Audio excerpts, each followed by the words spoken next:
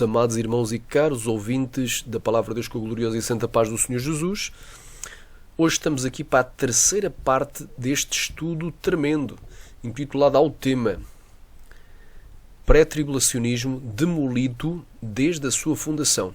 Portanto, vais ver que os fundamentos do pré-tribulacionismo, eles são fundamentos fracos. A estrutura do edifício do pré-tribulacionismo ele vai ruir, vai cair, porque não está firmado na rocha, mas está firmado na areia movediça da filosofia de homens eruditos, de grandes teólogos. Glória a Deus, não está fundamentado na Sagrada Escritura. Glória a Deus. Hoje vamos falar de mais um dos pilares do pré-tribulacionismo. Já tínhamos falado que o pré-tribulacionismo,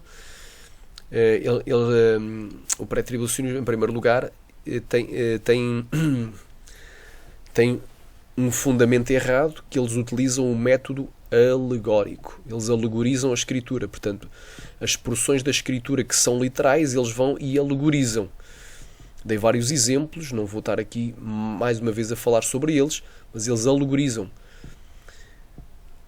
Eles dão uma interpretação alegórica. Uma interpretação figurada ou figurativa ou simbólica para algo que é literal. Segundo, o pré-tribulacionismo, eles fazem a exegese no lugar de fazer exegese, ou seja, eles inserem as suas ideias pré-concebidas dentro da Sagrada Escritura no lugar de extraírem da Escritura aquilo que a Escritura quer falar.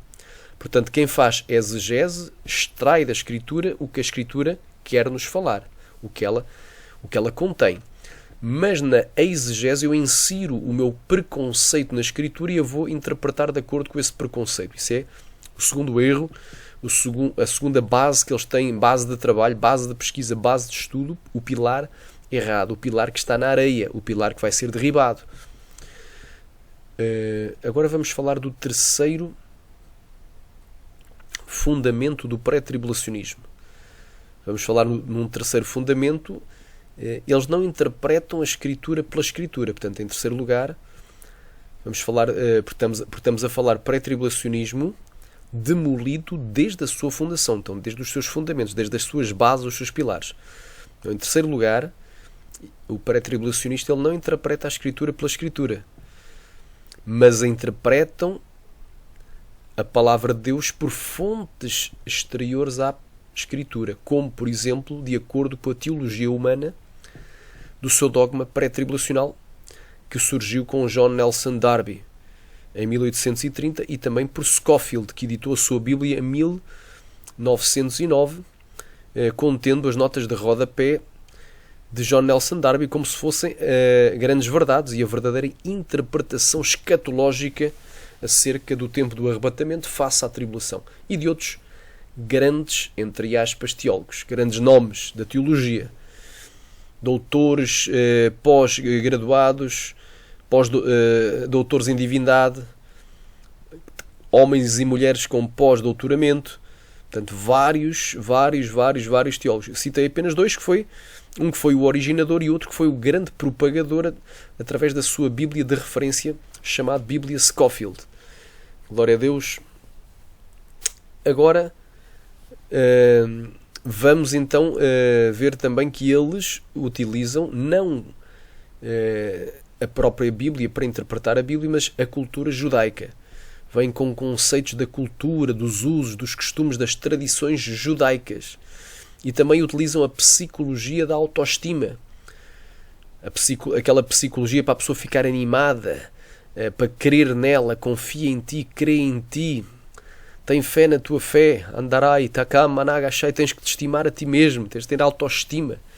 Então eles utilizam um pouco disso, dando palavras agradáveis aos nossos ouvidos. Triunfalismo, ou seja, que o crente não pode passar derrota nenhuma, fracasso algum sobre o ponto de vista físico, literal, material. Então o crente não pode ficar doente, o crente não pode ficar desempregado, o crente não pode passar por uma luta, por uma tribulação, por uma aflição, não pode ser preso, não pode ser açoitado, não pode ser perseguido, não pode ser martirizado, não pode sofrer tortura nem morte pelo Evangelho. Então É o evangelho triunfalista que é pregado. Então, com base nesse triunfalismo, vai dar tudo certo, como diz o corinho, vai dar tudo certo, não vai estar tudo certo.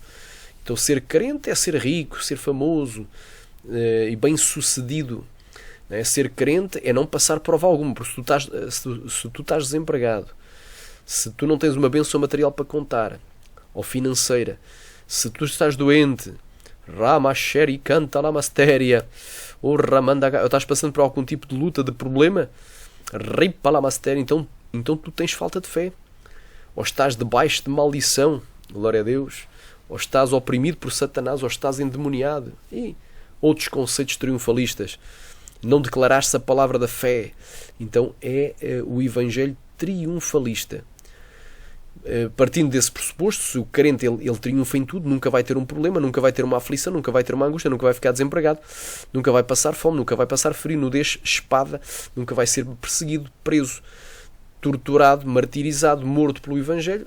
Então, partindo deste pressuposto, eles interpretam a Bíblia de acordo com conceitos triunfalistas, conceitos também da psicologia da autoestima, dando palavras agradáveis. O que é mais agradável ouvir? A igreja vai passar pela tribulação ou a igreja não vai passar pela tribulação? É mais agradável ouvir que a igreja não vai passar pela tribulação. Quem gosta de passar? Quem daqui é masoquista? Quem gosta de sofrer? Ninguém. Ninguém quer passar pela grande tribulação. Eu também não quero. Se dependesse de mim, a igreja não passaria. O problema é que não depende de mim. Amém? E o problema é que o meu amor pela verdade é superior ao meu amor próprio. Por isso é que eu estou a dizer a verdade, que a igreja realmente ela vai passar pela tribulação. Não, eu não creio que ela passe a 70ª semana inteira, que é a 70ª semana de Daniel, aqueles 7 anos. Nem creio que ela vai passar 3 anos e meio. Creio que vai passar dias, não sabe quantos. Sabe-se que a grande tribulação, biblicamente, ela começa a meio da 70ª semana de Daniel. Os primeiros dias são dias de tribulação, mas não se pode ser chamado de grande tribulação. Porque o próprio Jesus designou eles, mas todas estas coisas são o princípio das dores. Então primeiro vem o princípio das dores e depois vem as dores finais do parto, que é a grande tribulação, até que Jesus nasça. Ou seja, que o menino nasça, que Jesus venha e arrebate a igreja.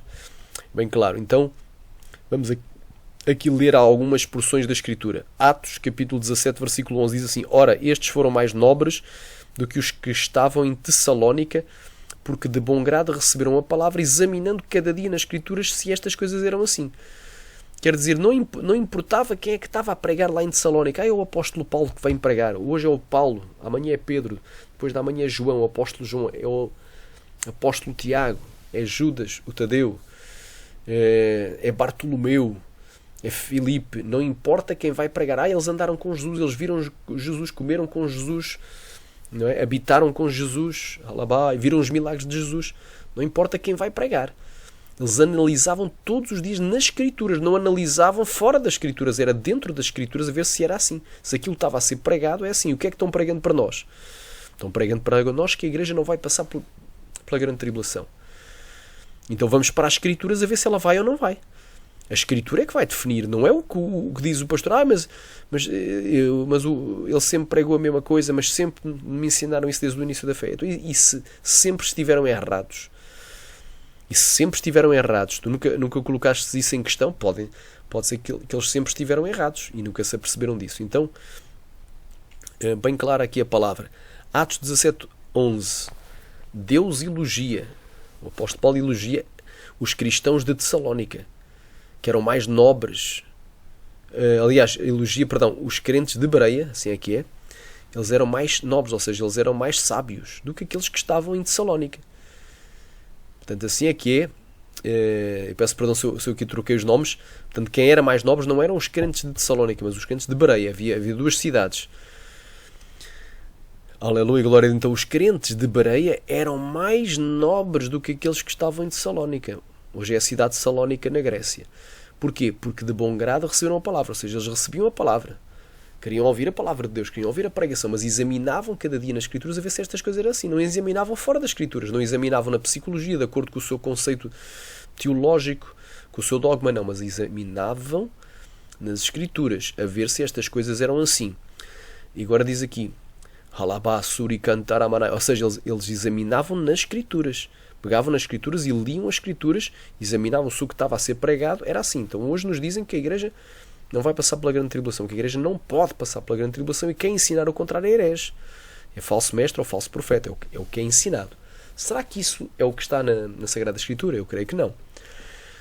Então, vamos continuando aqui. 2 Timóteo, capítulo 3, versículo 16. Toda a Escritura é divinamente inspirada e proveitosa para ensinar, para redarguir, ou seja, para questionar duas vezes, para corrigir e para instruir em justiça, para que todo o homem de Deus seja perfeito e perfeitamente instruído para toda a boa obra. Então eu não preciso de ir buscar fontes exteriores para que eu venha a ser um homem perfeito e esteja salvo e santificado na presença de Deus. Eu não preciso de interpretar a Escritura, aleluia, racachai, fora da Escritura, porque toda ela é divinamente inspirada.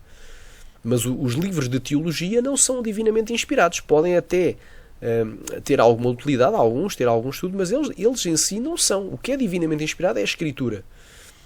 Alabá, Surikai, Ramanagai. Não vou interpretar a Escritura de acordo com a Bíblia de referência de Scofield, com os comentários teológicos de John Nelson Darby, que era um teólogo britânico e líder dos Irmãos de Plymouth, um dissidente da Igreja Anglicana de Inglaterra. Eu não vou interpretar a Escritura de acordo com o que os outros pensam que é a verdade. Eu tenho que interpretar a Escritura pela própria Escritura. Aleluia. E outra coisa, o maior professor é o Espírito Santo. Aleluia. Não é o homem. Aleluia. Claro que Deus pode usar homens usados no dom da palavra da ciência. Mas o maior professor é o Espírito Santo. Mas vós tendes a unção do Santo e sabeis tudo. Aleluia. Andaramachaya cantaraia. E como a sua unção é verdadeira e vos ensina, não tendes necessidade que alguém vos ensine, porque a sua unção é verdadeira e está em vós. Aleluia. Ela está em vós. A unção do Espírito Santo. 1 de João, capítulo 2, versículo 20 e versículo 27. Nós temos a unção do Santo e sabemos tudo. Ela é verdadeira e, aleluia, e ela nos ensina todas as coisas. Então eu tenho o Espírito Santo e tenho a palavra, não preciso de mais nada. Toda a Escritura é divinamente inspirada e proveitosa para ensinar, para redarguir, para corrigir e para instruir em justiça, para que todo o homem de Deus seja perfeito e perfeitamente instruído para toda a boa obra. Aleluia, glória a Deus. 1 de Coríntios, capítulo 2, versículo 13, as quais também falamos, não com palavras de sabedoria, que a sabedoria humana ensina, mas com as que o Espírito Santo ensina, comparando as coisas espirituais com as espirituais. Então eu tenho que comparar. Por exemplo, se eu quiser saber o que é que significa alguma porção da Escritura, eu tenho que ir ver o contexto geral, o que está antes e depois do texto. Tenho que ver o contexto imediato e o mediato e o longínquo e o contexto paralelo. Eu tenho que analisar toda a Escritura, porque tudo o que está escrito foi divinamente inspirado. Eu não preciso de interpretar ela através da psicologia, da sociologia, da filosofia, Ramanagashaya Playa Surya, da teologia humana, que pode ter falhas, ou qualquer outro conceito. Amém? Então é bem claro. Então a Escritura, ela se interpreta pela Escritura. É uma regra de exegese. Aleluia. É uma das regras principais de exegese bíblica. Há três que são principais. Primeiro, glória a Deus, a Bíblia se interpreta pela própria Bíblia. Esta é a primeira regra de exegese. Glória a Deus. Aleluia. A Bíblia se interpreta pela própria Bíblia. Ela não se interpreta de acordo com o conceito que cada um tem. De acordo com o conceito da cultura judaica, psicologia da autoestima, triunfalismo e muitas outras coisas, filosofias vãs, nada disso. Glória a Deus. Então este é o ponto que eu gostaria de frisar. Agora vamos continuar aqui no nosso estudo. Glória a Deus.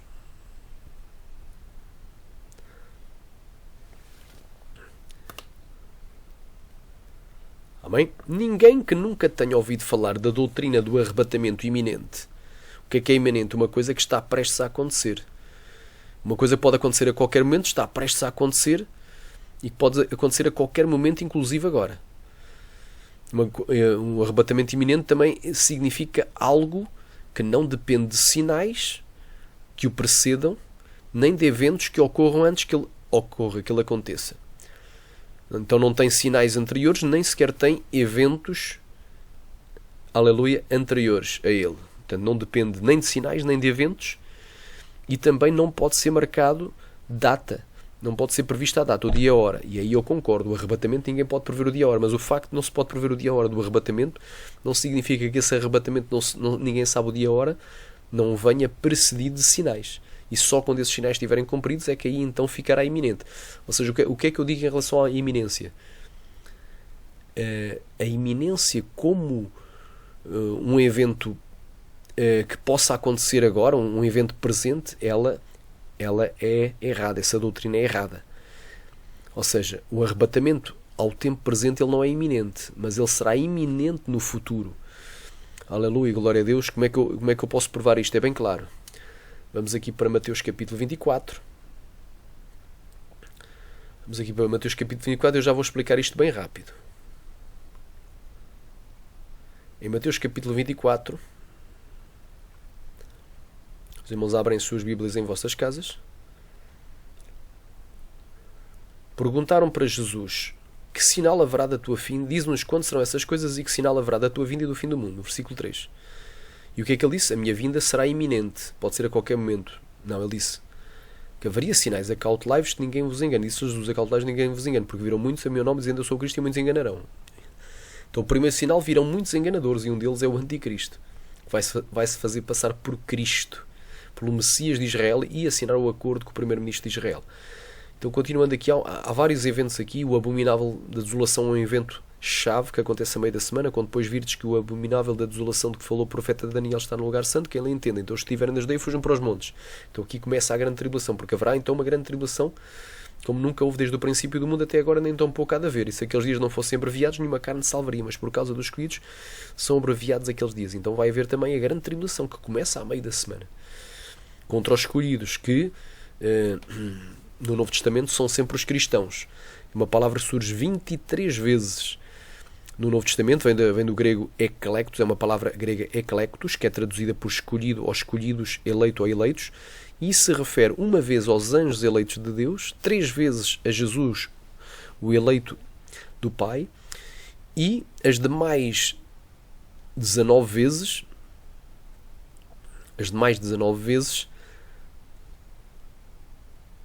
se refere precisamente a cristãos eleitos, salvos, a igreja. Ou seja, 0 vezes se refere a judeus. Por causa dos escolhidos serão abreviados aqueles dias. Agora repara aqui. Depois disto, e vai haver ainda um sinal aqui tremendo. E logo depois da tribulação daqueles dias, o sol escurecerá, e a lua não dará a sua luz, e as estrelas cairão dos céus, e as potências que estão nos céus serão abaladas. Então vai haver o quê? Sinais celestes. Isto são sinais. Sinal no sol, na lua, na estrela e nos céus. Então aparecerá no céu o sinal do Filho do Homem. Que sinal? Um sinal visível. Está tudo às escuras. De repente vê-se o Filho do Homem vindo com grande poder e grande glória. Ele vem como um relâmpago que sai desde o Oriente e se mostra até ao Ocidente. E todas as tribos da terra se lamentarão e verão o Filho do Homem vindo sobre as nuvens do céu com poder e grande glória. E ele enviará os seus anjos com grande som de trombeta, os quais ajuntarão os seus escolhidos desde os 4 ventos, ou seja, desde os 4 cantos da terra, de uma a outra extremidade dos céus, até às extremidades dos céus, até o arrebatamento. E depois Jesus fez aqui uma comparação. Aprendei, pois, esta parábola da figueira, esta comparação da figueira. Jesus está comparando a sua vinda, aleluia, com uma figueira na primavera. Tu já vais entender. Quando já os seus ramos se tornam tenros e brotam folhas, sabes que está próximo o verão. Quando é que a árvore de figueira, os seus ramos tornam tenros e brotam folhas? Na primavera. Logo a seguir vem o verão. Aleluia. Então Jesus está fazendo uma parábola, uma comparação de 2 eventos literais. Um evento literal que acontece na figueira, e não é só apenas na figueira. A figueira aqui não é Israel. A figueira aqui é uma árvore literal. Eu tenho que comprovar isso.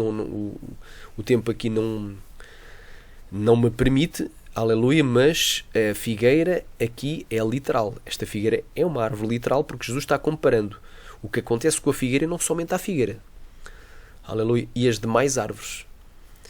Lucas acrescenta que é as demais árvores. Então todas as árvores, não somente a figueira, mas todas as árvores. Glória a Deus. Arama, e quando já os seus ramos se brotam tenros, e tornam tenros, aliás, e brotam folhas, sabeis que está próximo o verão. Então quando é que isto acontece? Na primavera. Logo a seguir vem o verão. Isto é um evento literal que acontece todas as primaveras. Igualmente, ou seja, da mesma forma, do mesmo modo, quando vires todas estas coisas, que coisas? Os sinais que Jesus falou. A chegada do anticristo é a assinatura do acordo de paz. Aleluia. Depois, guerras, rumores de guerras, né? Fomes, pestes e terremotos, que são o princípio das dores, são os eventos do princípio das dores. E depois a seguir o quê? O abominável da desolação e a grande tribulação contra os escolhidos. E por último, o sinal no sol, na lua, nas estrelas e nos céus, o sinal de Joel. Quando depois virmos todos estes sinais, sabemos que ele está próximo e às portas. Ou seja, aí é que vai estar iminente. Atualmente a iminência é uma doutrina errada. No presente, no futuro, vai ser certo. Eu creio na iminência futura, não na iminência presente. Aleluia, porque a vinda do Senhor depende de sinais. Só quando os sinais estiverem cumpridos se torna iminente. Então, ninguém que nunca tenha ouvido falar acerca da doutrina do arrebatamento iminente secreto, ou seja, que ninguém verá. Mas a Bíblia diz o quê? Eis que vem com as nuvens e todo o olho o verá. E até mesmo aqueles que o trespassaram. Sim, amém. Apocalipse 1:7. E pré-tribulacional. Então nunca ninguém que tenha ouvido, ninguém que nunca tenha ouvido falar acerca da doutrina do arrebatamento iminente, secreto e pré-tribulacional e também nunca tenha lido a Sagrada Escritura, se ler a Bíblia inteira de Gênesis a Apocalipse, sem nenhuma interferência exterior ou externa, nem opiniões de terceiros, acerca de interpretações escatológicas, irá dizer no final da sua leitura que o arrebatamento da igreja será pré-tribulacional. Ou seja, uma pessoa que nunca leu a Bíblia capa a capa e nunca ouviu falar nem de pré-tribulacionismo, nem de mid, nem de pós-tribulacionismo, nem do próprio arrebatamento pré-ira, ao qual eu creio, ninguém que nunca ouviu falar de nenhuma das posições escatológicas em relação ao tempo do arrebatamento face à tribulação, depois de ler a Bíblia capa a capa, vai vir com a ideia de que o arrebatamento de escolhidos desde a terra até aos céus acontece imediatamente antes da tribulação daqueles dias. Mas eles vão dizer, se perguntares para alguém que nunca leu a Bíblia, depois de ler, viste na igreja algum arrebatamento? Sim, vi aqui o arrebatamento. E quando é que ele acontece? Imediatamente depois da tribulação daqueles dias. Vão citar as mesmas palavras que Jesus citou em Mateus 24:29. Então quem lê capa a capa não vem com esta ideia. É impossível surgir com esta ideia que o arrebatamento é iminente ao presente, ou seja, não depende de sinais, secreto, que ninguém verá, e pré-tribulacional, ou seja, que ninguém verá a vinda dele para arrebatar a igreja. A vinda vai ser visível. Embora o arrebatamento é algo repentino, é algo muito rápido, no abrir e fechar de olhos, todavia a vinda é visível. Alamaia, Surianda, Alabastere. E pré-tribulacional, ninguém que nunca tenha ouvido falar desta doutrina, do arrebatamento pré-tribulacional, vai chegar ao final da sua leitura e vai concluir que o arrebatamento que existe na Bíblia é pré-tribulacional. Se des uma Bíblia a alguém para ler, que nunca leu e nunca teve influência nem conhecimento de qualquer teoria escatológica acerca dos últimos dias, vai-te dizer no final da leitura que o arrebatamento é pré-tribulacional. Se perguntares para a pessoa depois de ler a Bíblia, encontraste algum arrebatamento de pessoas da terra aos céus? Sim, encontrei aqui o arrebatamento. E quando é que ele acontece? Imediatamente depois da tribulação daqueles dias. Então, e se essa ideia, ou seja, a ideia do arrebatamento pré-tribulacional não vem da Bíblia, nem pode vir da Bíblia, de onde é que vem ele então? De onde vem então? Se essa ideia do pré-tribulacionismo, do arrebatamento, o arrebatamento da igreja será pré-tribulacional, não vem da leitura bíblica, de onde é que vem então? Obviamente que vem de fontes exteriores à palavra de Deus, como por exemplo da teologia moderna. Geralmente quem ensina que a igreja vai ser arrebatada antes da tribulação daqueles dias não aprendeu nem com a palavra de Deus, nem lendo a Bíblia, nem com o Espírito Santo, que é o Espírito Santo da verdade, que vela pela palavra para que se cumpra. Mas aprendeu com os seus pastores, com os seus pais na fé. Os irmãos entendem? Aprendeu de terceiros, aprendeu com pregadores, aprendeu com escatólogos, com teólogos, com doutores em teologia, com pessoas que deram cursos de teologia discipulados e ensinaram que o arrebatamento seria pré-tribulacional. Glória a Deus. E vou meter aqui. Pois John Nelson Darby foi o precursor dessa nova interpretação. Portanto, muitos aprendem com a teologia moderna. John Nelson Darby foi o precursor. Ou seja, foi ele que deu o pontapé de saída. Foi ele que deu o pontapé de saída, entre aspas, aleluia. Foi ele que deu o pontapé de saída para a chegada dessa nova interpretação. Foi ele que sistematizou esta doutrina pré-tribulacional. Foi ele que surgiu com a ideia e sistematizou. E diz aqui, e que a partir surgiu com essa nova interpretação ou nova doutrina, e a partir de 1830 publicou vários trabalhos acerca do dispensacionalismo, defendendo e sendo o primeiro a sistematizar a doutrina pré-tribulacional. Oh glória! Sharabanagaya, Ramanagaya. Aleluia! Então aleluia, o responsável, o culpado, o culpado de hoje nós termos esta doutrina sendo ensinada como uma verdade irrefutável. Parece que é mais importante ser pré-tribulacionista do que pregar que o inferno é de fogo literal. É mais importante falar de um arrebatamento que não vem na Bíblia, de algo que vem da teologia. Então, glória a Deus. Então, houve dois homens realmente que influenciaram. Isto é a Bíblia Scofield, já vou falar. Ela foi editada primeiramente em 1909, depois foi revisada em 1917. E nós vemos aqui John Nelson Darby. John Nelson Darby. Portanto, John Nelson Darby foi o responsável. John Nelson Darby, glória a Deus, foi o responsável pela chegada desta nova doutrina chamada arrebatamento secreto, iminente e pré-tribulacional. Ele foi o primeiro a dividir a vinda de Jesus em duas, separadas entre si por 7 anos, quando na realidade a vinda de Jesus ela é uma só, tem vários aspectos dentro dela, tem vários eventos contidos, assim como a primeira vinda de Jesus. Na primeira vinda de Jesus, aleluia, não foi Jesus vir num dia e acabou e voltou para o céu e já está, ou seja, foi mais do que um dia literal. Não foi um dia literal, foi um período de tempo que ele andou aqui na Terra, ou seja, Maria engravidou, teve 9 meses dentro do ventre de Maria e ao 9º mês nasceu. Oh glória! Xaramanai, o verbo se fez carne e habitou entre nós. Aleluia! Aleluia! Então incluiu o batismo de Jesus com cerca de 30 anos, a infância, o batismo de Jesus com cerca de 30 anos, e incluiu o ministério de Jesus, com curas, milagres, libertação, expulsão de demónios, aleluia, profecias, revelações, tekamanagashaya e doutrinas. Aleluia, glória a Deus. Incluiu também a perseguição, a prisão, o julgamento de Jesus e o martírio de Jesus, a morte de Jesus na cruz para nos salvar.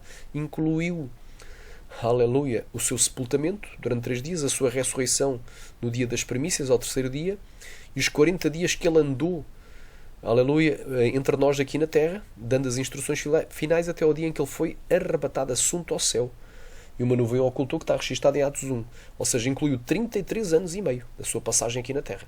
Também a sua segunda vinda não vai ser um dia literal de 24 horas, mas um período de tempo mais longo.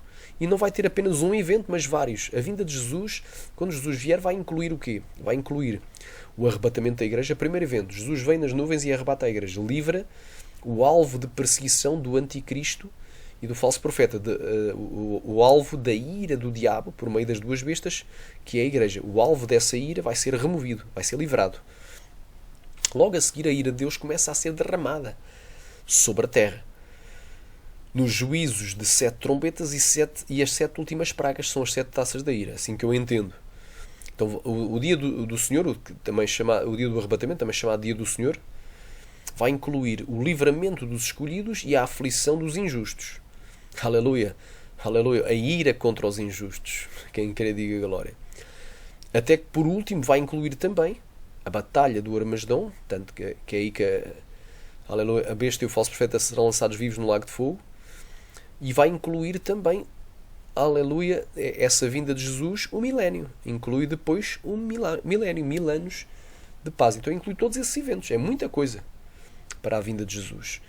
Glória a Deus. Então, este está o erro. Dividiu a vinda de Jesus em 2 fases, quando a Bíblia nem sequer menciona fases. Depois veio Scofield.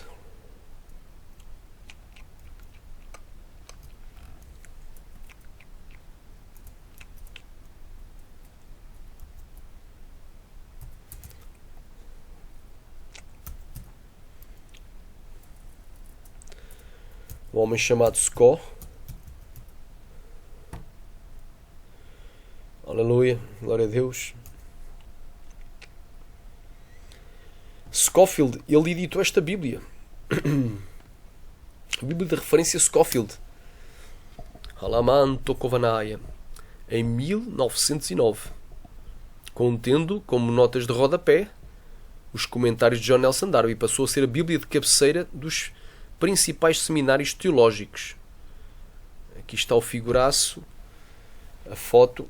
Cyrus Ingerson Scofield was an American theologian, minister and a writer whose best-selling and noted Bible popularized futurism and dispensationalism among fundamentalist Christians. Ou seja, ele foi um teólogo americano, um ministro do Evangelho, divorciado, glória a Deus, e um escritor que ele abandonou a própria esposa, aleluia, e um escritor cujo livro mais vendido, best-seller, foi a sua Bíblia anotada, ou Bíblia de referência, ou também a quem chama Bíblia de Estudo, Scofield. Popularizou o futurismo e o dispensacionalismo entre os cristãos fundamentalistas. Foi este indivíduo. Então, aqui está. E a partir de 1909, esta Bíblia foi muito amplamente difundida e aceitada porque os sionistas estavam por trás de Scofield e ajudaram ele a propagar esta Bíblia entre os cristãos. Glória a Deus. Então, essa é que é a origem do pré-tribulacionismo. Ou seja, ele surgiu com John Nelson Darby em 1830. Foi o primeiro a dividir a vinda de Jesus em duas diferentes, em duas fases, em que primeiro Jesus viria secretamente, às escondidas, como um ladrão da noite, viria às escondidas a arrebatar a sua igreja, e 7 anos mais tarde ele viria visivelmente para a nação de Israel e para implantar o milénio. Foi o primeiro a dividir a vinda de Jesus em duas e foi o primeiro a vir com a teoria do arrebatamento secreto iminente e pré-tribulacional de uma forma sistematizada, embora há quem diga que Margaret MacDonald, que era uma profetisa da igreja, de uma igreja também evangélica de Inglaterra, uma igreja de cariz pentecostal, veio com a visão dela, com a revelação dela também, que sugeria que pudesse haver algum arrebatamento antes da perseguição. Glória a Deus. Então, mas quem sistematizou e depois quem propagou foi o John Nelson Darby, porque era um grande teólogo muito conhecido e muito bem aceito nos Estados Unidos, e mais tarde Scofield, que era americano, com a sua Bíblia de referência. E isto invadiu esta Bíblia de todos os seminários e foi tida como a Bíblia de cabeceira da maior parte dos seminários. Então, mais tarde, Scofield publicou em 1909 a sua Bíblia de referência, onde colocou as notas dispensacionalistas e pré-tribulacionais de John Nelson Darby, e essa Bíblia foi amplamente distribuída e utilizada por muitos cristãos e passou a ser a Bíblia de cabeceira da maioria dos seminários cristãos. E por isso, quase todos aqueles que cursaram teologia após o advento de Scofield foram fortemente influenciados pelos comentários e notas de rodapé dessa Bíblia. E alguns deles foram foram os fundadores de muitas igrejas ligadas ao movimento pentecostal que começou na rua Azusa. Aleluia! O movimento pentecostal que começou na rua Azusa, em Chicago, nos Estados Unidos da América. E daí que atualmente, que atualmente a vasta maioria das igrejas pentecostais são pré-tribulacionistas e defendem a visão pré-tribulacional. Porquê? Porque os seus líderes tenham aprendido assim diretamente lendo as suas Bíblias, mas porque estudaram teologia em seminários dispensacionalistas ou porque aprenderam dos seus pais na fé, os quais já tinham aprendido essa visão equivocada da teologia. Então, isto tudo tem uma raiz, tem um fundamento histórico, glória a Deus. Então, vamos agora a alguns exemplos de interpretações que não vêm da própria Bíblia, ou seja, os pré-tribulacionistas interpretam desta forma, mas isto não vem, este conceito, da Bíblia, não se encontra. É como, por exemplo, nós encontramos na Bíblia a palavra graça.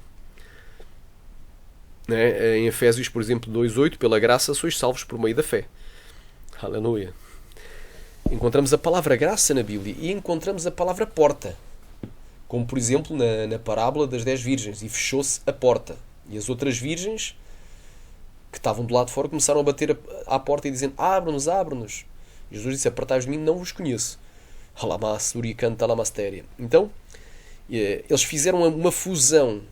Isto é um exemplo de uma interpretação que não tem lógica, porque existe a palavra porta, existe a palavra graça, existe, mas não existe no mesmo a expressão porta da graça.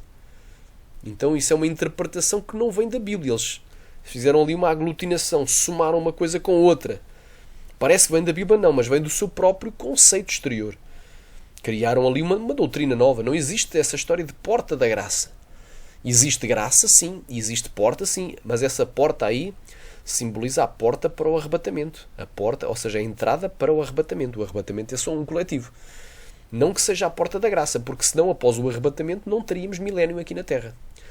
Toda a gente iria morrer, não havia nem judeus salvos, nem os 144 mil ungidos se salvariam, nem sequer as duas testemunhas. Estão registadas no capítulo 11 do Apocalipse. Nem o remanescente de Israel seria salvo, conforme a profecia do apóstolo Paulo falou em Romanos capítulo 11. Importa que haja entrada à plenitude dos gentios, então todo o Israel será salvo. E a profecia de Zacarias: farei extirpar a terça parte, aliás, 2/3 da terra. 2/3 dos israelitas vão morrer durante o governo do anticristo. Alabasturi cantarai, mas 1/3 vai ser salvo, porém vai passar uma prova de fogo. Então não haveria salvação após o arrebatamento, nem de israelitas, muito menos de gentios. Quando a Bíblia nos fala em Zacarias que de ano a ano a nação que não subir para celebrar a festa dos tabernáculos será amaldiçoada. Isto já é no milénio. Celebração comemorativa pela vitória de Cristo, ou glória. Então nós vemos aqui que são interpretações exteriores à Escritura, porque a salvação sempre foi pela graça, nunca pela lei. Mesmo no tempo da lei, a salvação era pela graça, é pela fé alcançar, pela fé. Vai aos heróis da fé. Tu vais ter lá Moisés e demais heróis do tempo da lei de Moisés. Eles não foram salvos pela lei de Moisés, porque a lei era apenas um aio, era uma muleta, era apenas um auxiliar. Eles foram salvos pela fé naquele que havia de vir, pela graça de Cristo. Aleluia. Então, é sempre pela graça. Noé achou graça aos olhos de Deus. Então, sempre a salvação foi pela graça, mesmo no tempo da lei, sempre pela graça. E após o arrebatamento continuará a ser pela graça. Se houver salvação, e eu creio que sim, porque vai haver habitantes no milénio, Harabandá, e Israel vai ser a cabeça das nações, aqui na Terra. Então, eu creio que eles vão ser salvos pela graça. Então, a porta da graça, pelos vistos, ela não se fecha, porque a graça é para a salvação. Agora, tu podes dizer que a porta do arrebatamento vai se fechar. O arrebatamento é um só. Não há dois, não há três. O arrebatamento coletivo de santos em corpos de glória, não estou a falar de arrebatamento individual, nem do arrebatamento das duas testemunhas, que vai vir depois. Mas o arrebatamento coletivo é só um. Então eles fazem uma interpretação que não vem da própria Bíblia. Parece que é bíblico. Tem uma aparência de Bíblia. Mas está na Bíblia graça. E está na Bíblia porta. Tá, mas não está a expressão porta da graça. Playa Surya Cantaramanaya. Rovalamanagaya Managashéria. Por exemplo, Ramanagashuri Cantaramanagaya.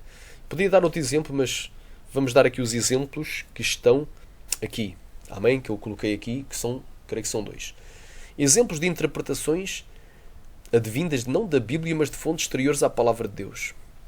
O primeiro exemplo que eu vou dar, eles dizem que a Igreja será arrebatada antes dos 7 anos da grande tribulação, porque segundo a tradição judaica, segundo o costume judaico, ou costume judeu, e segundo a cultura judaica, as bodas de um casamento judaico duravam 7 dias, que eles dizem corresponder aos 7 anos.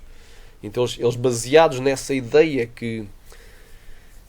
da tradição judaica, que as bodas de um casamento judaico duravam 7 dias, então a noiva vai ter que estar recolhida, vai ter que estar a celebrar uma grande festa lá no céu durante 7 anos. Então a Igreja não pode estar aqui nos 7 anos que eles chamam de grande tribulação, ou seja, a Igreja não pode fazer parte da 70ª semana de Daniel. Não pode estar aqui por nenhum dia, nenhum período da 70ª semana de Daniel. Agora, em que é que eles se baseiam? Baseiam-se na cultura judaica. Não se baseiam na Bíblia. Se tu leres a Bíblia, tu não vais jamais encontrar a ideia que a Igreja é arrebatada e que fica no céu durante 7 anos. Aleluia. Celebrando as bodas do Cordeiro. A Bíblia fala de bodas do Cordeiro, mas não fala de 7 anos de bodas do Cordeiro. Então isto é uma interpretação equivocada e que vem de fontes advindas não da palavra de Deus. Eles não interpretaram a Bíblia pela Bíblia, mas fontes exteriores à palavra de Deus. Não vais encontrar na Bíblia que as bodas do Cordeiro vão durar 7 anos. E que a Igreja é arrebatada antes dos 7 anos da grande tribulação. Nem vais encontrar na Bíblia sequer que a grande tribulação vai durar 7 anos. Isso é outra interpretação equivocada, mas os 7 anos são a 70ª semana de Daniel. A grande tribulação só vai começar quando o abominável da desolação, quando o anticristo A grande tribulação ela só vai começar quando o anticristo violar o acordo que 3 anos e meio fez com Israel. Aí é que começa a grande tribulação. Haverá então uma grande tribulação como nunca houve. É só quando o abominável da desolação, quando depois vires que o abominável da desolação está no lugar santo. Aí é que porque haverá então uma grande tribulação. A grande tribulação só começa porque o anticristo viola o acordo. Então a grande tribulação não vão ser 7 anos, nem sequer os 3 anos e meio, mas ela vai ser um período que começa a meio da 70ª semana dele e vai durar dias. Porque se aqueles dias não fossem abreviados, ou seja, encurtados, diminuídos, nenhuma carne salvaria, mas por causa dos escolhidos serão abreviados aqueles dias, conforme está no verso 21 e 22. Então nós vemos aqui, são conceitos exteriores à Bíblia. Esta história que a igreja tem que estar no céu 7 anos, que as bodas do Cordeiro vão durar 7 anos, porque, segundo o costume judaico, que não tem nada a ver com a Bíblia, é uma coisa do judeu, segundo o costume judaico, as bodas de um casamento judaico duram 7 dias. Então a igreja vai ter que estar no céu 7 anos, celebrando as bodas do Cordeiro. Então não pode participar aqui da 70ª semana de Daniel, nem passar pelos dias da grande tribulação. Então é um conceito exterior à palavra. Aleluia, tu não encontras na palavra, não é lendo a palavra. E então isto está errado. Agora vamos aqui a Mateus capítulo 15. Aleluia, porque eles dizem que isto é baseado na tradição, não é? Onde é que aprenderam? Não foi na Bíblia. Segundo a tradição judaica, não é? As bodas de um casamento judeu demoram 7 dias. Então a noiva vai ser arrebatada antes dos 7 anos. Eles fazem essa conjetura. Mas olha o que... Aleluia, aleluia, glória a Deus. Jesus dizia: errais não conhecendo as Escrituras nem o poder de Deus. Ele não dizia errais não conhecendo a cultura judaica. Errais não conhecendo as Escrituras nem o poder de Deus. Glória a Deus, aleluia, andaramasteria. Glória seja dada a Deus.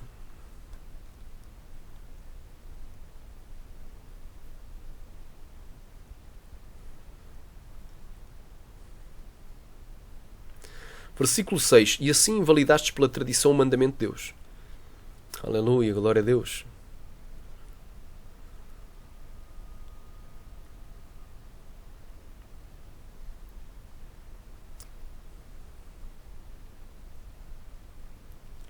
Amém?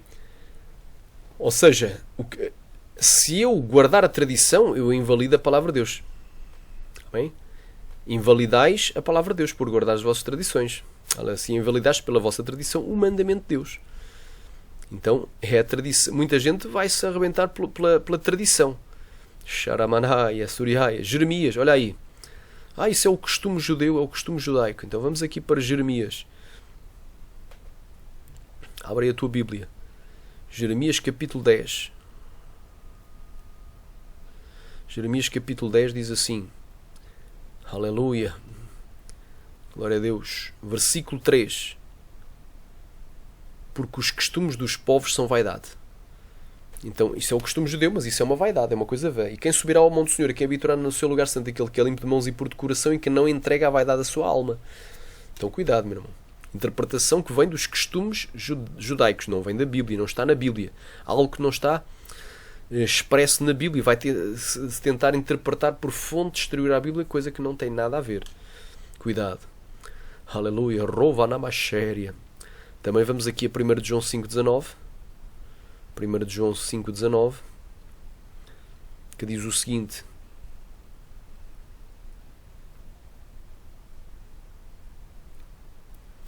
porque, aleluia, sabemos que somos de Deus e todo o mundo está no maligno. O mundo jaz no maligno. Então as culturas do mundo, elas jazem no maligno. A cultura perfeita era a cultura de Adão e Eva antes do pecado, mas quando o pecado entrou, todas as culturas foram influenciadas pelo pecado de Adão e Eva. Então não há cultura santa. A cultura santa que há é na restauração que há em Cristo, pela graça por meio da fé em Cristo. Aí nós somos uma cultura santa, o cristão. Mas as demais nações todos têm elementos culturais corrompidos pelo pecado. Então nós não nos podemos inspirar na cultura judaica, porque, para interpretarmos a Escritura. Porque se fôssemos inspirar na cultura judaica, então voltaríamos a guardar a lei de Moisés, os tais, glória a Deus, 613 mandamentos, que ninguém consegue guardar nem nunca conseguiu guardar plenamente, E a Bíblia diz, descaídos tais da graça, caídos tais da graça, vós os que vos justificais pela lei. Então estaríamos caídos da graça, perderíamos a salvação. Muita gente quer interpretar a Bíblia pelo costume judaico, achando que o povo judeu, há quem diga, o povo judeu é o povo escolhido. Tá bom. O povo judeu é o povo escolhido. Eu te digo uma coisa, se um judeu morrer agora vai para o inferno.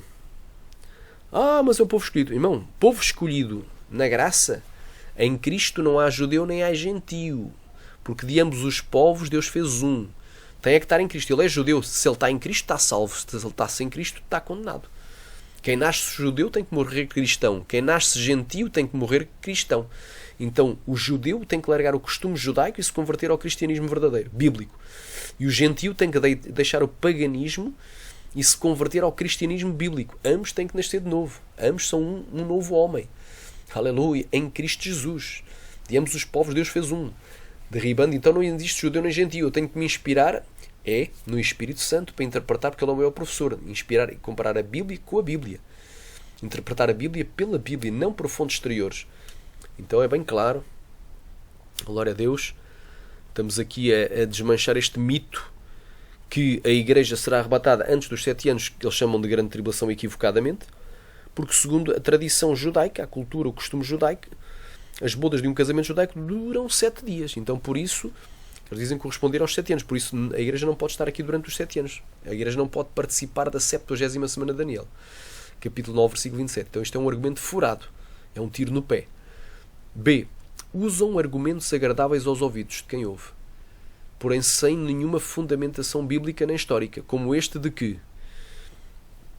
Aleluia, com isto aqui vamos encerrar esta parte. Jesus não iria espancar a sua noiva antes do casamento para depois casar com ela toda machucada, ferida e sangrando. Vou repetir o argumento, que eles dizem assim, Jesus não iria espancar a sua noiva antes do casamento para depois casar com ela toda machucada, ferida e sangrando. É o que eles dizem. Irmão, isto é um argumento. E agora pergunto, Jesus não é o noivo? E ele não foi espancado e ferido pelas nossas transgressões e moído pelas nossas iniquidades? Aleluia, glória a Deus. Está lá em Isaías 53. É a pergunta que fica. Porque se Jesus não iria espancar a sua noiva, ele é um noivo, então porquê é que ele foi espancado? E espancado pelos nossos pecados. Porque éramos nós que devíamos ser espancados na cruz. Éramos nós que devíamos morrer pelo pecado. Porque a alma que pecar, essa morrerá. Ezequiel 18:20. Os filhos não se farão morrer pelos pais, nem os pais pelos filhos, mas cada um morrerá pelo seu próprio pecado.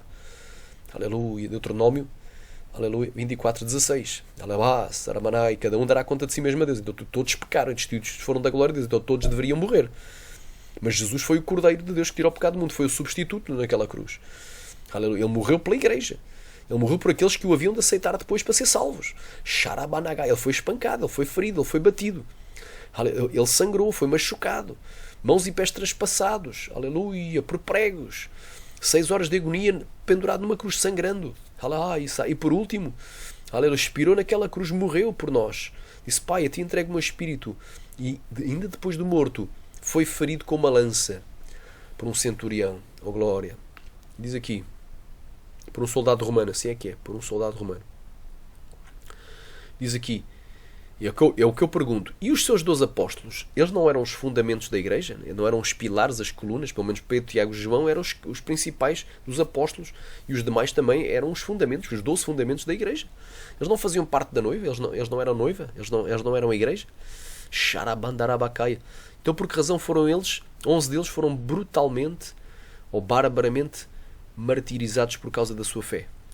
Tiveram mortes bárbaras, terríveis. Foram torturados até à morte por causa da sua fé. E somente um deles escapou do martírio, mas passou por grande tribulação histórica, que foi o apóstolo João, que esteve preso na ilha de Patmos. Este não foi martirizado, não morreu de martírio, segundo reza a história, porém, passou por grande tribulação histórica. Por grandes aflições e angústias ele passou. E os cristãos, durante os primeiros séculos, eles não eram a noiva de Jesus?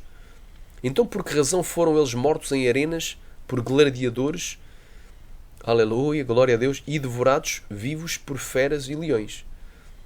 Eles eram noivos, porquê é que eles foram devorados? Por feras e por leões, e outras feras, por ursos, por leopardos, glória a Deus, por onças pintadas.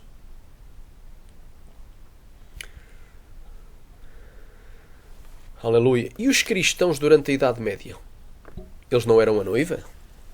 Então por que razão foram eles presos, mortos e torturados durante a Santa Inquisição?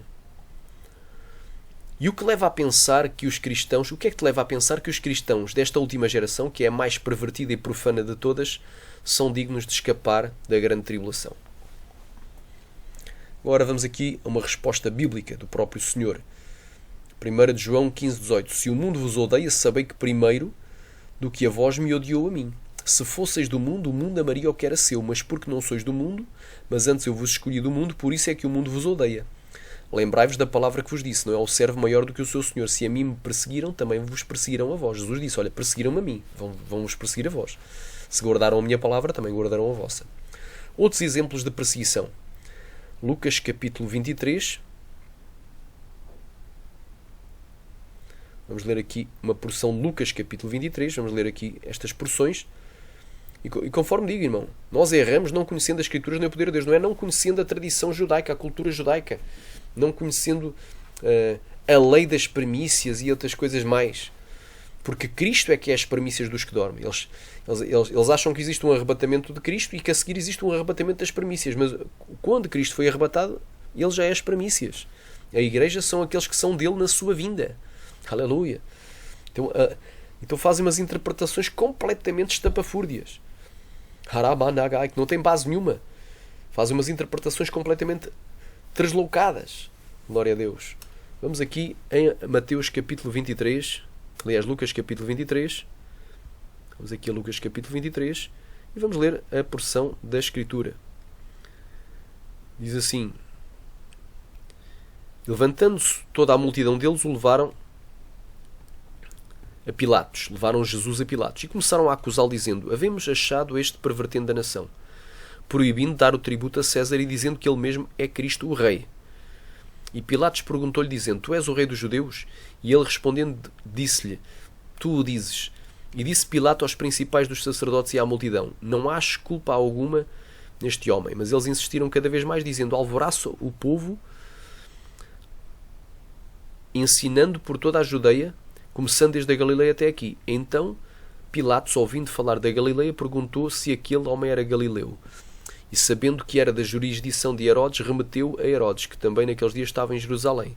E Herodes, quando viu a Jesus, alegrou-se muito, porque havia muito que desejava vê-lo, por ter ouvido dele muitas coisas e esperava que veria fazer algum sinal, que lhe veria fazer algum sinal, algum milagre, alguma maravilha. Interrogava-o com muitas palavras, mas ele nada lhe respondia. E estavam os principais dos sacerdotes e os escribas acusando-o com grande veemência, acusando-o fortemente. E Herodes, com os seus soldados, desprezou-o e escarneceu dele, vestiu-o com uma roupa resplandecente e tornou-o a enviar a Pilatos. E no mesmo dia Pilatos e Herodes entre si se fizeram amigos, pois dantes andavam em inimizade um com o outro. E convocando Pilatos os principais dos sacerdotes, os magistrados e o povo, disse-lhes, haveis-me apresentado este homem como pervertedor do povo. E eis que, examinando na vossa presença, nenhuma culpa das que o acusais acho neste homem, nem mesmo Herodes, porque a ele vos remeti. E eis que não tem feito coisa alguma digna de morte. Castigá-lo-ei, pois, e soltá-lo-ei. E era necessário soltar-lhes um pela festa. Mas toda a multidão clamou a uma, dizendo, fora daqui com este, solta-nos Barrabás. O qual fora lançado na prisão por causa de uma sedição, de uma revolta, de uma rebelião feita na cidade e de um homicídio. Falou, pois, outra vez Pilatos, querendo soltar Jesus. Mas eles clamavam em contrário, dizendo, crucifica-o, crucifica-o.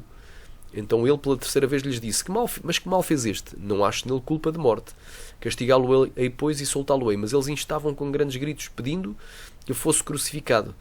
E os seus gritos e dos principais dos sacerdotes prevaleciam. Então Pilatos julgou que deveria fazer o que eles pediam. E soltou-lhes o que fora lançado na prisão por uma revolta, por uma rebelião, por uma sedição e homicídio, que era o que eles pediam, mas entregou Jesus à vontade deles. E quando o iam levando, tomaram certo Simão Cireneu, que vinha do campo, e puseram-lhe a cruz às costas, para que a levasse após Jesus. E seguiam uma grande multidão do povo e de mulheres, as quais batiam nos peitos e o lamentavam. Jesus, porém, voltando-se para elas, disse-lhe, filhas de Jerusalém, não choreis por mim, mas chorai antes por vós mesmas e por vossos filhos. Quer dizer que os filhos daquelas mulheres, os que se iriam a converter a Jesus e iriam passar por grandes aflições, pelas mesmas aflições. Muitos iriam ser martirizados, e isso aconteceu durante os primeiros séculos do cristianismo, mortos em arenas, não é? Pelos imperadores romanos e pelo próprio império, pelos soldados romanos, por gladiadores, por feras. Chorai antes por vós mesmos e por vós filhos, porque eis que hão de vir dias que dirão: bem-aventuradas as estéreis e os ventres que não geraram e os peitos que não amamentaram. Que dias são estes? É os dias da grande tribulação. Porque aí Jesus falou também em Mateus capítulo 24: mas ai das grávidas e das que amamentarem naqueles dias, porque haverá então uma grande tribulação como nunca houve desde o princípio do mundo, então pouco há de haver. E se aqueles dias não fossem abreviados, nenhuma carne salvaria, mas por causa dos escolhidos serão abreviados aqueles dias. Então começaram a dizer aos montes: caí sobre nós, e aos outeiros: cobri-nos. Isto aqui já é na vinda de Jesus, quando Jesus vier com poder e grande glória. Os ímpios vão dizer: caí sobre nós, escondei-nos da ira do Cordeiro e daquele que está sentado à destra do trono de Deus, porque é vindo o grande dia da sua ira, quem poderá subsistir. Está lá em Apocalipse 6,17. Porque se ao madeiro verde fazem isto, que se fará ao seco. Ou seja, Jesus estava dizendo: olha que sabedoria. Eu sou um madeiro verde, ou seja, fazem isto que se fará ao seco. Tu já experimentaste fazer uma fogueira? O madeiro verde, se a madeira estiver verde, ela vai demorar mais tempo a queimar, a ser destruída. Vai ter mais resistência. Mas se tu pegares uma madeira já velha, seca, ela vai queimar mais rápido e se tornar em cinza, em carvão e depois em cinza. Então Jesus estava aqui fazendo esta comparação. Aleluia, dizer: olha, se comigo fazem isto, que eu tenho resistência, o que não acontecerá com vocês, que não têm tanta resistência? Então Jesus prometeu que os cristãos realmente iriam passar por martírio, e também conduziram outros dois que eram malfeitores para com eles serem mortos. Glória a Deus. E quando chegaram ao lugar da caveira, ali o crucificaram, e os malfeitores, um à direita e outro à esquerda. E dizia Jesus: Pai, perdoa-lhes, porque não sabem o que fazem. E repartindo as suas vestes, lançaram sortes. E o povo estava olhando. E também os príncipes zombavam dele, dizendo: aos outros salvou, salve-se a si mesmo, se este é o Cristo, o escolhido de Deus. E também os soldados o escarneciam, chegando-se a ele e apresentando-lhe vinagre, dizendo: se tu és o rei dos judeus, salva-te a ti mesmo. E também por cima dele estava escrito um título em letras gregas, romanas e hebraicas: este é o rei dos judeus. E um dos malfeitores que estavam pendurados blasfemava dele, dizendo: se tu és o Cristo, salva-te a ti mesmo e a nós. Respondendo, porém, o outro repreendia-o, dizendo: tu nem ainda temos a Deus, estando na mesma condenação. E nós, na verdade, com justiça, porque recebemos o que os nossos feitos mereciam, o que as nossas obras mereciam, mas este nenhum mal fez. E disse a Jesus: Senhor, lembra-te de mim quando entrares no teu reino. E disse-lhe Jesus: em verdade te digo que hoje estarás comigo no paraíso. E era já quase a hora sexta, e houve trevas em toda a terra até a hora nona, escurecendo-se o sol. E rasgou-se ao meio o véu do templo. E clamando Jesus com grande voz, disse: Pai, nas tuas mãos entrego o meu espírito. E havendo dito isto, expirou. Aleluia, Ramaná. E o centurião, vendo o que tinha acontecido, deu glória, aleluia, a Deus, dizendo: na verdade este homem era justo. Então é bem claro, irmão, se fizeram aquilo com Jesus, que era o madeiro verde, o que se não fará ao seco, que somos nós? Aleluia, Ramanagashai. Mateus 10, também outra porção, Mateus 10, do 16 ao 42.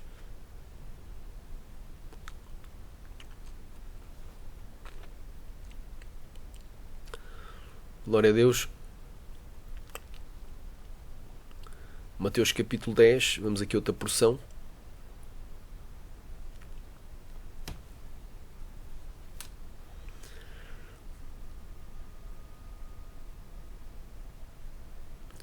Eis que eu vos envio como ovelhas para o meio dos lobos, portanto sede prudentes como as serpentes e inofensivos como as pombas. Acautelai-vos, porém, dos homens, porque eles vos entregarão aos sinédrios e vos açoitarão nas suas sinagogas, e sereis conduzidos à presença dos governadores. Jesus estava falando para os seus discípulos, para a igreja. Não estava falando para os judeus, não disse eles, disse vós. Sereis conduzidos à presença dos governadores e dos reis por causa de mim, para lhes servir de testemunha a eles e aos gentios. Quando vos entregarem, não vos dê cuidado como ou que haveis de falar, porque naquela mesma hora vos será ministrado o que haveis de dizer. Porque não sois vós quem falará, mas o Espírito do vosso Pai é quem fala em vós.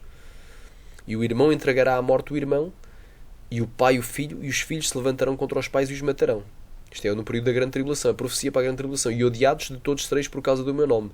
Mas aquele que perseverar até ao fim, esse será salvo. Quando depois vos perseguirem nesta cidade, fugi para a outra, porque em verdade vos digo que não acabareis de percorrer as cidades de Israel sem que venha o Filho do Homem. Não é o discípulo mais do que o mestre, nem o servo mais do que o seu senhor. Basta ao discípulo ser como o seu mestre e ao servo como o seu senhor. Se chamaram Belzebu ao pai de família, quanto mais aos seus domésticos. Portanto, não os temais, porque não há nada encoberto que não haja de revelar-se, nem oculto que não haja de saber-se. O que eu vos digo em trevas, dizei-o em luz, e o que escutais ao ouvido, pregai-o sobre os telhados. E não temais os que matam o corpo e não podem matar a alma, mas temei antes aquilo que pode fazer perecer no inferno a alma e o corpo. Não se vendem 2 passarinhos por um ceitil, e nenhum deles cairá em terra sem a vontade do vosso Pai. E até mesmo todos os cabelos da vossa cabeça estão contados. Não temais, pois, mais valeis vós do que muitos passarinhos. Portanto, qualquer que me confessar diante dos homens, eu o confessarei diante do meu Pai que está nos céus. Mas qualquer que me negar diante dos homens, eu o negarei também diante do meu Pai que está nos céus. Não cuideis que vim trazer a paz à terra. Não vim trazer a paz, mas a espada. Porque eu vim pôr em dissensão o homem contra o seu pai, e a filha contra a sua mãe, e a nora contra a sua sogra. E assim os inimigos do homem serão os seus familiares. Quem ama ao pai ou à mãe mais do que a mim não é digno de mim. E quem ama ao filho ou à filha mais do que a mim não é digno de mim. E quem não toma a sua cruz e não segue após mim não é digno de mim. Quem achar a sua vida, perdê-la. Aleluia, glória a Deus. E quem perder a sua vida, ou seja, quem morrer por amor de mim, por amor de Cristo, achá-la. Quem vos recebe a mim me recebe. E quem recebe a mim, recebe aquele que me enviou. Quem recebe um profeta na qualidade de profeta, receberá galardão de profeta. E quem recebe um justo na qualidade de justo, receberá galardão de justo. E qualquer que tiver dado só que seja um copo de água fria a um destes pequenos em nome de um discípulo, em verdade vos digo que de modo nenhum perderá o seu galardão. Glória a Deus. Então temos aqui mais uma porção da Escritura, confirmando que vai haver perseguição. Agora vamos aqui para Apocalipse, capítulo 2, do 8 ao 11. Aleluia, capítulo 2, do 8 ao 11. Vamos aqui para o livro do Apocalipse.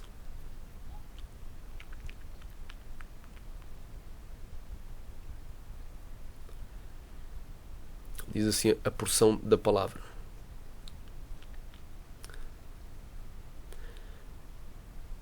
E ao anjo da igreja, ou seja, e ao mensageiro da igreja em Esmirna, ou seja, o pastor da igreja em Esmirna, escreve: isto diz o primeiro e o último, que foi morto e reviveu. Conheço as tuas obras e tribulação. Então esta igreja passava por uma grande tribulação histórica e pobreza, mas tu és rico. E a blasfémia dos que se dizem judeus e não são, mas são a sinagoga de Satanás. Nada temas das coisas que hás de padecer. Então ainda iriam sofrer muito mais. Eis que o diabo lançará alguns de vós na prisão. Quer dizer, nesta igreja havia gente que iria ser presa. E para que sejais tentados, e tereis uma tribulação de 10 dias. E eles iriam ter um período de tribulação de 10 dias. Ser fiel até à morte e dar-te a coroa da vida. Aleluia, glória a Deus. Então não negues a Jesus. Quando vier a grande tribulação escatológica, ser fiel até à morte e dar-te a coroa da vida. Quem tem ouvidos, ouça o que o Espírito diz às igrejas. O que vencer não receberá o dano da segunda morte. Não vai ser lançado no lago de fogo. É bem claro esta porção da Escritura. Também, aleluia, ser fiel até à morte, dar-te a coroa da vida eterna. Aleluia. Apocalipse capítulo 12, versículo 11.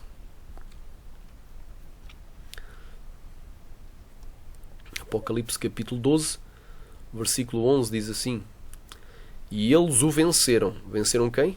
Venceram o diabo, pelo sangue do Cordeiro e pela palavra do seu testemunho, e não amaram as suas vidas até à morte. Quer dizer, valorizaram mais a salvação do que a própria vida física. Aleluia, bem claro. Aleluia, glória seja dada a Deus.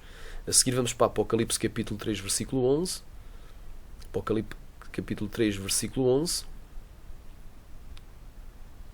Eis que eu venho sem demora. Guarda o que tens para que ninguém tome a tua coroa. Glória a Deus, guarda o que tens. Salvação é mais importante do que a vida física. Glória a Deus, quem quer diga glória. Agora vamos para 1 Pedro capítulo 4, do 12 ao 18. 1 Pedro capítulo 4, do 12 ao 18. 1 Pedro capítulo 4, do 12 ao 18. Aleluia. 1 Pedro capítulo 4, do 12 ao 18. Quem tiver em casa, abra.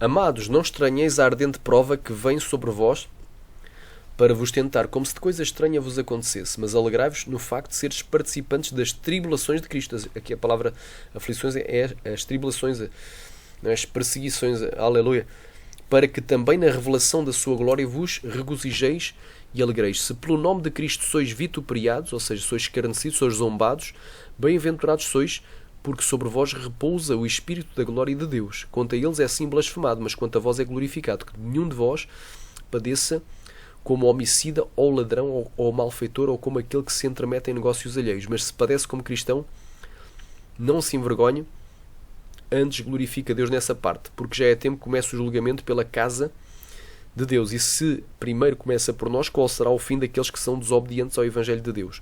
E se o justo apenas se salva, onde aparecerá o ímpio e o pecador? Glória a Deus. Vamos aqui a outra porção. Apocalipse, capítulo 14, do 9 ao 13. Apocalipse, capítulo 14, do 9 ao 13. Glória a Deus. Apocalipse, capítulo 14, do 9 ao 13.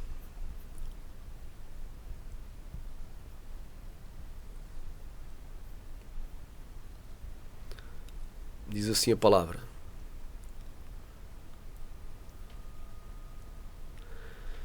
E seguiu-os o terceiro anjo, dizendo com grande voz: Se alguém adorar a besta e a sua imagem, e receber o sinal na sua testa ou na sua mão, portanto, se alguém adorar a besta e a sua imagem, e receber o sinal na sua testa ou na sua mão, também este beberá do vinho da ira de Deus que se deitou, não misturado no cálice da sua ira, e será atormentado com fogo e enxofre, diante dos santos anjos e diante do Cordeiro. E a fumaça do seu tormento sobe para todo o sempre, e não tem repouso nem de dia nem de noite os que adoram a besta e a sua imagem, e aquele que receber o sinal do seu nome. Aqui está a paciência dos santos, aqui estão os que guardam os mandamentos de Deus e a fé em Jesus. E ouvi uma voz do céu que me dizia: Escreve, bem-aventurados os mortos que desde agora morrem no Senhor. Sim, diz o Espírito, para que descansem dos seus trabalhos e as suas obras os seguem. Aleluia, bem clara esta palavra. Aleluia. Glória a Deus. E agora, faltam duas porções, vamos ler aqui Mateus 24, do 9 ao 13. Mateus capítulo 24, do 9 ao 13.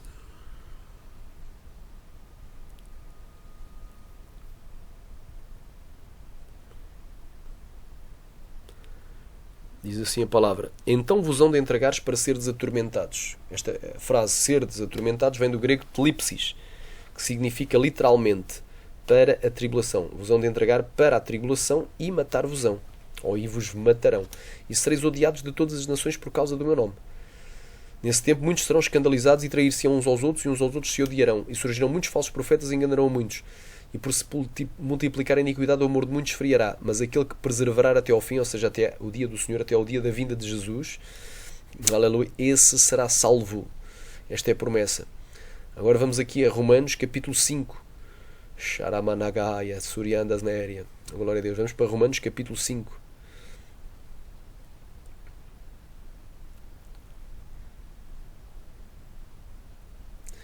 Diz assim a palavra: E não somente isto, versículo 3, mas também nos gloriamos nas tribulações. Ou seja, Paulo dava glória a Deus por ser atribulado, sabendo que a tribulação produz a paciência. E o que é que diz a Bíblia? É na paciência que possuirei as vossas almas. Quer dizer, até vais ser salvo pela tua paciência. Aleluia. Recanta. Aqui está a paciência e a fé dos santos. Bem-aventurados aqueles que desde agora morrem no Senhor. Aqueles que morrem, aleluia, salvos. Aleluia. Glória a Deus. Morrer é ganho. Viver é Cristo, morrer é lucro. E a paciência produz a experiência. A experiência é a esperança. E a esperança não traz confusão, porque o amor de Deus está derramado nos nossos corações pelo Espírito Santo que nos foi dado. Então, até que o Senhor falou, esta é a palavra, meu irmão. Oh, glória a Deus. Fica com esta mensagem, que a Bíblia ela não deve ser interpretada por fontes exteriores à Escritura, mas ela deve ser interpretada pela própria Bíblia. Infelizmente, a esmagadora maioria dos pré-tribulacionistas usa esse método de interpretação. Eles interpretam quando não têm argumentos na Bíblia. Quando a Bíblia não fala algo, eles vão tentar buscar algo exterior à Bíblia para depois tentar que a Bíblia fale aquilo que a Bíblia não fala. Vão interpretar aquele texto de acordo com a sua tradição, de acordo com aquilo que aprenderam através de homens. Amém? Glória a Deus. Até que o Senhor falou, ficamos com a terceira parte. Interpreta a Bíblia pela Bíblia. A Escritura se interpreta pela Escritura, mas infelizmente os pré-tribulacionistas, o terceiro pilar aqui, está derrubado, porque eles não interpretam a Escritura pela Escritura, mas interpretam por fontes exteriores à Escritura, como por exemplo, de acordo com a teologia humana, teologia de John Nelson Darby, de Scofield, de outros grandes teólogos, cultura judaica, psicologia, filosofia, etc. e tal. Que Deus os abençoe em Cristo Jesus.